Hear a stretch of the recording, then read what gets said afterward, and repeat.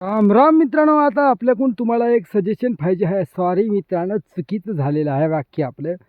आम्हाला तुमच्याकडून एक सजेशन पाहिजे आहे मित्रांनो. आता तुम्ही बघू शकता आपला काही ऊस या अवस्थेमध्ये आहे आणि काही आता डोक्याच्या वरी झालेला आहे. तर मित्रांनो, आता उन्हाळ्याचा 4था महिना एप्रिल चालू झालेला आहे. तर ऊसाला तुमच्या म्हणण्यानुसार कोणतं खत आपण आता टाकलं पाहिजे मित्रांनो, जेणेकरून ऊसाला उन्हाचा रट्टासुद्धा बसणार नाही, म्हणजे नी आपल्याला त्या खतामुळे रानाला आग पडणार नाही. जसं की माणसाने उन्हाळ्यामध्ये बुंदी खाल्ल्याने जसं ताण लागते वरच्यावर, तसं आपल्या खतामुळे रानाला झालं नाही पाहिजे मित्रांनो.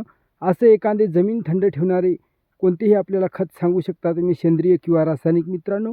कारण एकमेकांसोबत संवाद केल्यानंतर, विचारविनिमय केल्यानंतरच, माहितीची देवाणघेवाण केल्यानंतरच बुद्धिमत्ता वाढते मित्रांनो. कोणीच आपल्या पोटामध्ये काही शिकून येत नसते मित्रांनो. म्हणून सांगायला लाजू नका आणि शिकवायला सुद्धा लाजू नका. जय जवान जय किसान. आपल्याला जे माहीत आहे ते सांगलं पाहिजे आणि जे माहीत नाही ते शिकून घेतलं पाहिजे मित्रांनो. सबस्क्राईब करा. धन्यवाद.